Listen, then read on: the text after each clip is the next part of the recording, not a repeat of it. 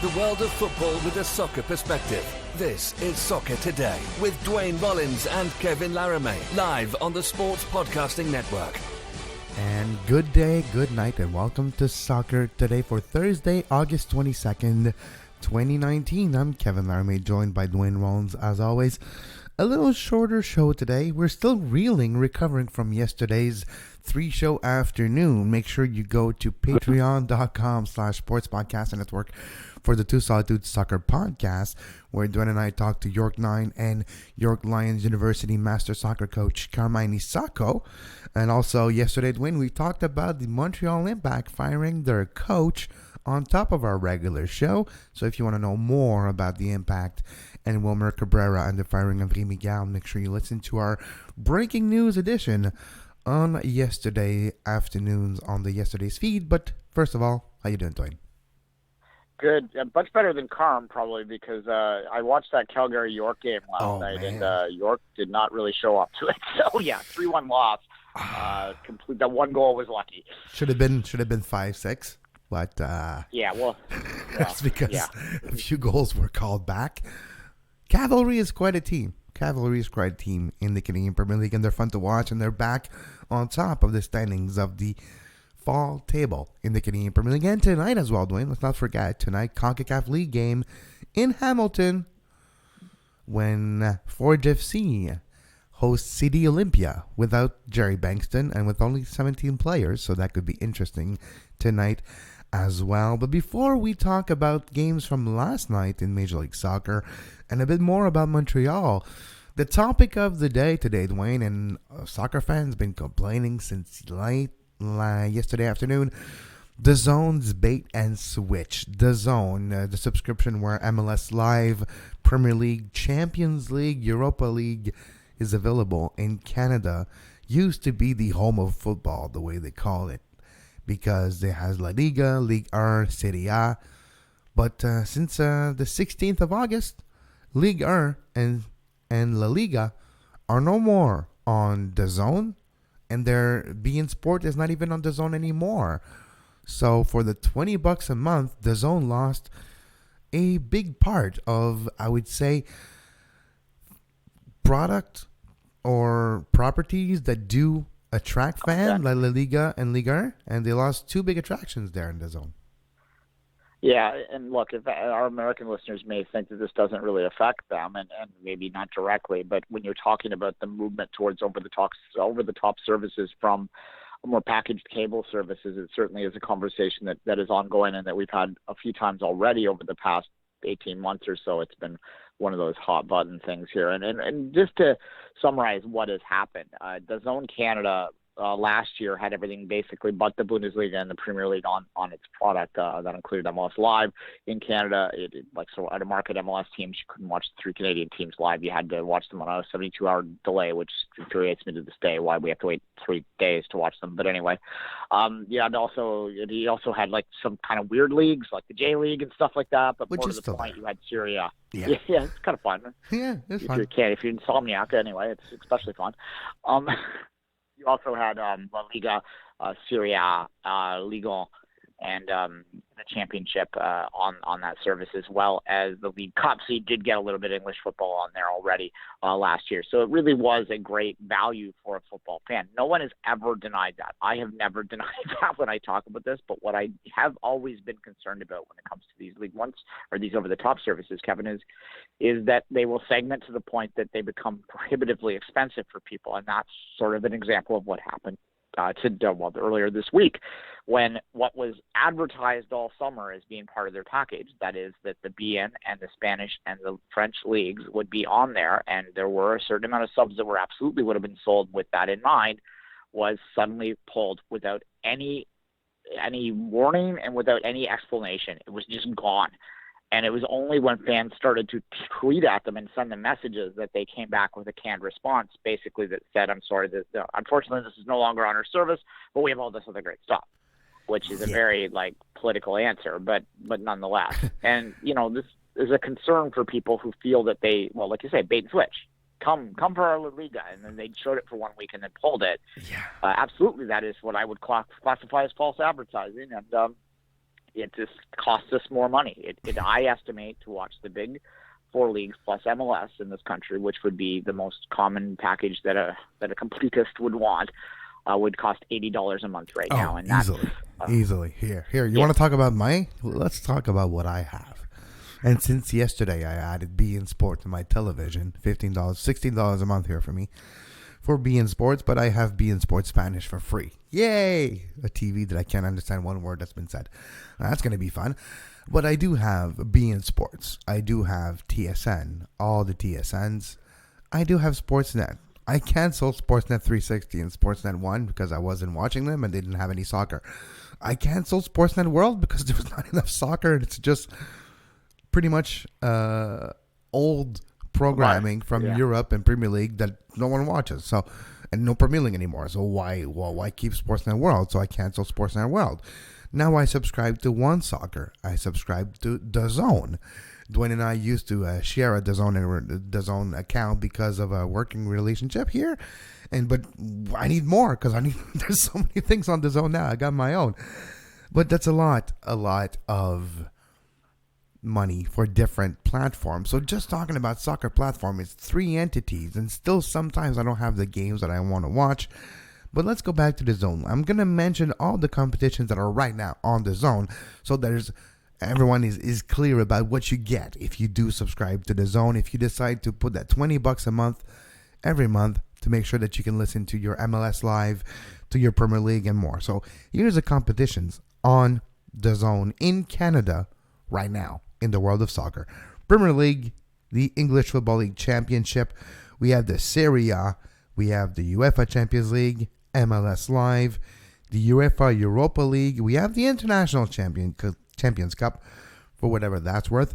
UEFA Super Cup. We have the EFL League 1, EFL League 2, the Carabao Cup, better known as the League Cup, the AFC Champions League, which is the Asian Champions League, the Asian Football Confederation Champions League. We have the J1 League, so the Japan League.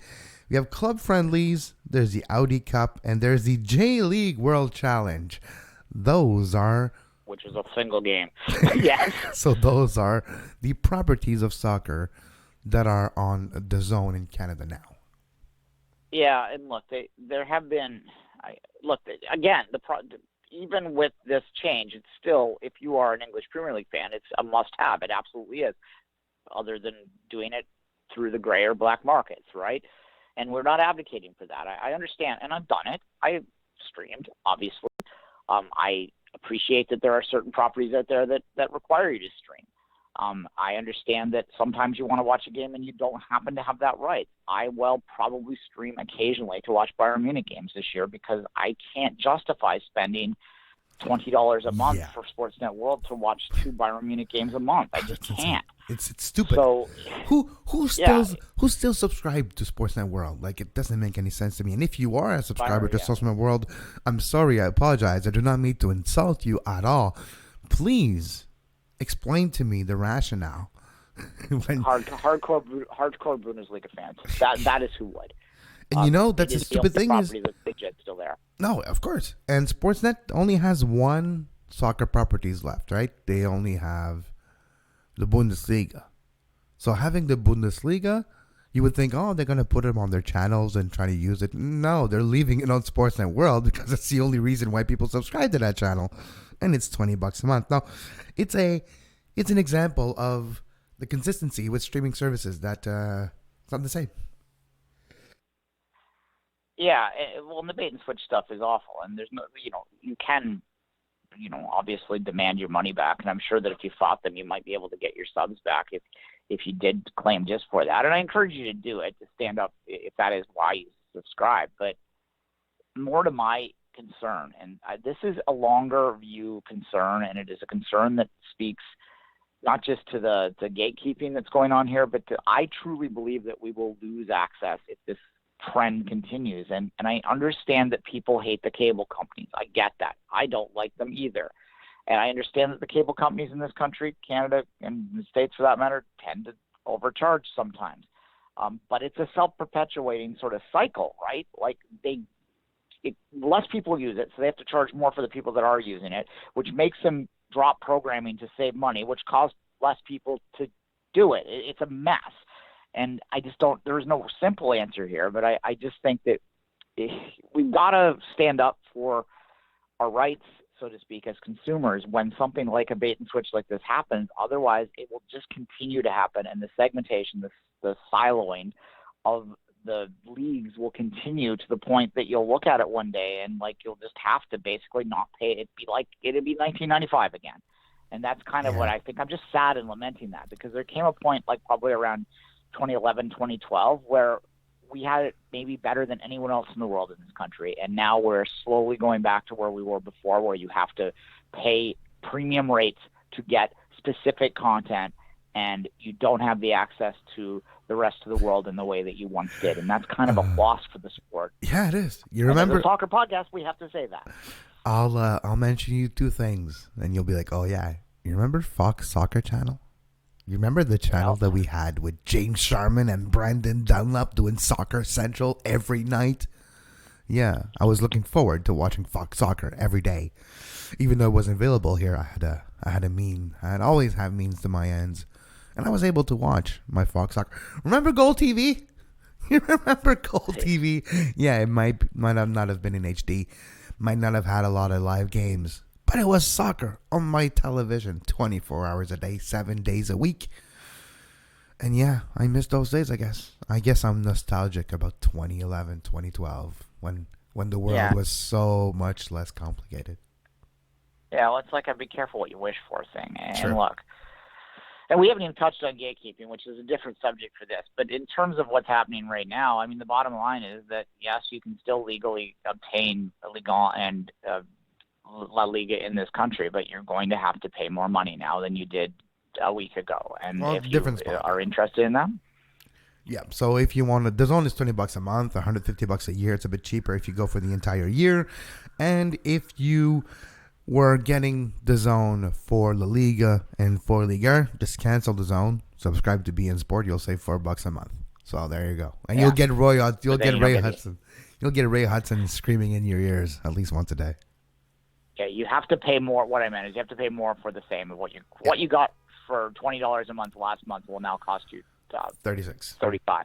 Yeah, $35, $36. Yeah, $36. So that's a loss, regardless of how you slice it. And the fact that they did it without informing anyone is, that speaks to the company that you're dealing with. And if you haven't investigated DAZN, do so on your own. Yeah. Leave it at that. Google. Just Google them and see what the owner is and understand where perhaps some of the money comes from, and then maybe you'll be less adamant that Rogers and Bell are as evil as they are. I'm not saying there's not problems there, but no. Yeah, you're saying do things. your own research. Do your own research, and also, if you go back to last year, same thing happened. But La Liga came back, BN Sport came back. It was only a couple days, and then it came back, right?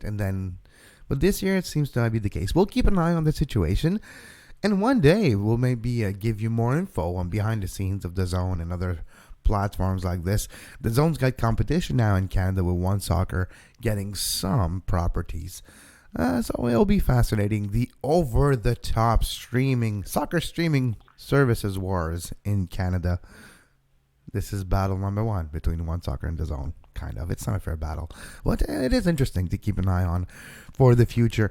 Before we look at the games that happened last night, just want to quickly touch on Montreal. Wilmer Cabrera, new Montreal manager, is doing his first training right now. And after the training, there'll be a press conference at the training center. Of course, because of this show, I'm not able to go from the studio to the training as quickly as I would like. So I won't be able to attend the press conference live, but I'll watch it. We'll come back tomorrow on Friday's show to talk a little bit about it if there's newsworthy item coming out of the press conference. But 24 hours later, how do you still feel about Rémi Garde being fired and Rémi Cabrera and Wilmer Cabrera taking over? Well, the one thing is we no longer have to say the full first and last name of the Montreal Impact coach every time we say it. I never understood why that was for some reason. It was never Garde. It was always Rémi Garde. Well, because it's just 3 syllables. So, it's easier to say Rémi Garde than to say, I don't know, Marco Chalibom. It's a little easier. There you go. what do I think about it 24 hours later? Not even 24 hours later. I don't know if my thoughts have evolved much more from yesterday. And again, we did a special breaking news show at the time of the fire, about 20 minutes after it came out. I guess we're going to have to wait and see. It's basically what it comes down to at this point in time. I still think it was a rash decision that seems more emotional than logical to me. I understand that maybe if he didn't think he was coming back, he wanted to get a head start on it. But I don't know what it's going to mean for this season, if anything. If I have some time later today, I might take a harder look. I've been meaning to do this for a while, a deep dive on actual Coke bumps. That's a different thing altogether. Coaches bumps over the. You'll have a different statistic there. Yeah, it's much different show that over coaches bumps over the next little while. So that'll be good. It's funny, on Too Salted yesterday, I also went to say U Sports, and I called it U Sector in the middle of it. So I've been having Freudian slips all the time lately. Are you saying that your U sector Freudian slip and your cocaine Freudian slip are related? What don't we know? What's happening? I would never say such a thing. What's happening at U sector that we don't know about? Alas. So here we go. Where were we on that? Let's get off that topic quickly. We'll have to wait and see how this one plays out. But look. This is the impact. Maybe you can't change, can't take the spots off a leopard or something. What's that old saying? Yeah, you can't. You can't take the spots off a leopard or a cheetah, I guess. But you also have to put things in perspective sometimes. We do believe in stability. We have seen stability being successful in Major League Soccer. But if you go in the world of football, the general world of football, their statistics, and the average tenure of a manager is about 12 months. And it's normal. It's a transition period. And a lot of fans are angry in Montreal because they like Rémi-Garde's personality. They liked his pragmatism. And he was good in interview. And he's good to make you feel like he's at the helm of the ship. And he's controlling everything. But there's more to the story. And there's more to what happened than just this. There's the things that Rémi-Garde were saying to us and the things that were behind the scene. He's a very, very diplomatic person. And he's always been honest and open to the things he could. And I have realized, that's my personal opinion here over the last couple of weeks, the way he was talking about the club, the way he was talking about certain players, certain aspects, certain working relationships, certain injuries, certain things. I'm not saying there was a disinterestment or anything, but there was more to it than we thought. And of course, a couple of weeks ago, President Kevin Gilmore mentioned that we're going to work on the extension for Rémi-Garde. We're not going to do that publicly. We'll work behind the scenes. So I think it has more to do with that aspect. And the only reason why Wilmer Cabrera is the one that has been chosen, in my mind, has nothing to do with next year, Duane. Has nothing to do with what he did before. Nothing to do with all of that. It has everything to do with the next 7 league games and 9 total games. Wilmer Cabrera knows Major League Soccer. For better or for worse, he knows team. And Houston were able to stay compact and solid at some point. And were able to squeak out results in one-game situations. If you go back to U.S. Open Cup, which they won last year, which a group of players that was not necessarily as talented as the other teams in that final or in the semifinal, and they still won.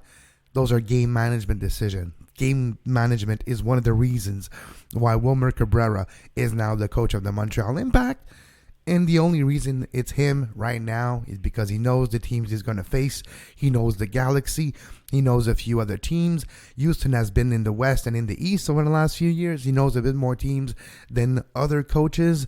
And that's why he's there. The interim tag is not on him. But does that mean he's going to be the manager next year? We'll know more today in the press conference. But right now, after sleeping on it, I was not necessarily the most convinced person yesterday with Wilmer Cabrera after looking at other pundits. And I have to say Bobby Warshaw was one of the person that did not convince me, but gave me a little different look to the situation. And it's true. He does know the league, and he has done well in one-off cup-type competition games. And the playoffs are one games. And all the games that Montreal has until then, they're pretty much playoff games already. So on one-offs, Wilmer Cabrera could do right. And I guess that's what I see after 24 hours. Yeah, I mean, Bobby Warshaw's one of the best new voices over the past little while in North American soccer for sure, MLS soccer, but does have a bit of a blind spot to Houston for sure as well. But we'll put that aside. I think the other thing, and this is going to require more sober second thought, more sleeping on it than a single day, is to look back on what actually Remigard did for the Impact and whether or not the experiment of bringing a big name into Montreal was worth it moving forward. And that's something I'm sure Kevin Gilmore has been doing over the past little while and evaluating that within whatever the contract renewal would have been, right? We did. I remember the conversation we had on this show 2 years ago, 2017. So it would have been in November 2017 when he was hired. And you were very excited about it. I was a little more skeptical of it. And I mean, I guess we're playing our roles at that point. But I think maybe in a week or so or in a month or so at the end of the season, we might have to sit back and have a true evaluation of exactly what Remigard did for the Impact over those 2 seasons. Or did the Impact fulfill the promises they made to Remigard as well when they convinced him to come to Montreal? I think there's a little bit of both on that story. But no, of course. And we don't know yet. I can look at the Remigard tenure right now and be like, well, I guess he was a used car salesman. I guess the monorail did look good and we paid for it and we got duped. But right now, I don't know. It's hard to say. It's, of course, the injuries, the lack of true target coming into Montreal when they wanted them. Anyways, it's a lot, and we'll keep an eye, and we'll hear more with the press conference. We have to finish the show quickly, so let's just look at midweek games in Major League Soccer. 3 games yesterday, and there's 1 game tonight. NYCFC 1, Columbus 0 last night, Duane. DC United, the Red Bulls, the I-95 rivalry. DC United with a red card, New York Red Bulls with a red card, but the Red Bulls with the win in Audi Field. 2-1. And LA's good, Duane. LA's pretty good.